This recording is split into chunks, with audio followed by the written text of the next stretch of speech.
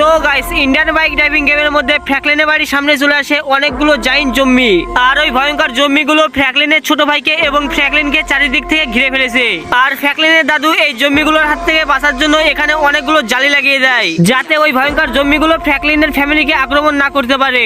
আর কিছুক্ষণ পরেই দেখা যায় অনেক বড় বড় জাইন্ট জম্বিগুলো ফ্র্যাঙ্কলিনের বাড়ির দিকে ছুটে চলে আসছে। কিন্তু ফ্র্যাঙ্কলিনের দাদু তার বাড়িতে একটি অনেক বড় কুয়ো করে রেখেছে। আর ওই কুয়োর মধ্যে আছে একটি ভয়ঙ্কর মাথা।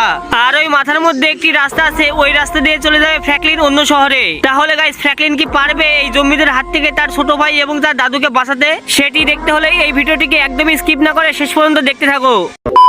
চলো গাইস, সকাল সকাল আজকে একটি ভালোই মুভি দেখলাম। কিন্তু কি এখানে তো আমার ছোট ভাই দাঁড়িয়ে আছে, তার মানে ও আমার সাথে মুভি দেখছিল।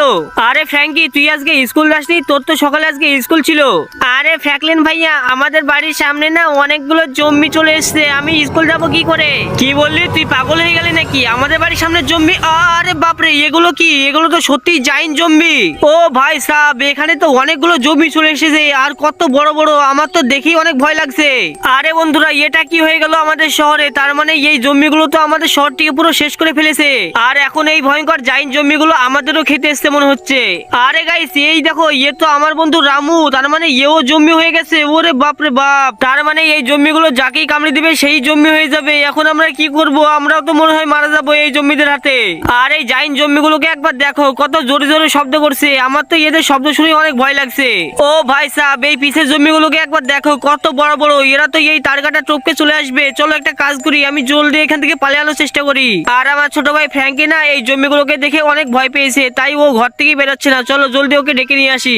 আরে ফ্র্যাঙ্কি, জলদি চল আমার সাথে। আরে ফ্র্যাঙ্কলিন ভাইয়া, আমার না খুব ভয় লাগছে, আমি বাইরে যাব না। আরে ফ্র্যাঙ্কি, তুই আমার পিছে পিছে চলে আয়, তোর কিচ্ছু হবে না। আমার দাদুকে আগে খুঁজি, দেখি আমার দাদু কোথায় আছে। আরে বন্ধুরা, কি এই দেখো, আমাদের পুলিশ স্টেশনের সব পুলিশ ইন্সপেক্টর গুলো তো জম্বি হয়ে গেছে। তার মানে বুঝতে পেরেছি আমাদের শহরের কেউই আর মানুষ নেই, সবই জম্বি হয়ে গেছে। তার মানে আমি যেখানেই যাই আমাকে জম্বিতে তাড়া করবে। আবে ফ্র্যাঙ্কলিন, তুই কোনোদিনও আমাদের হাত থেকে বাঁচতে পারবি না, তোকে আমরা এক্ষুনি খেয়ে ফেলবো। হা হা হা। আরে গাইস, এই ভয়ঙ্কর জম্বি আমাদের বলছে এরা নাকি আমাদের খেতে এসেছে, কিন্তু এখন আমরা কি করব? চলো জলদি আমি আমার দাদুকে খুঁজে দেখি, আমার দাদু কোথায় আছে।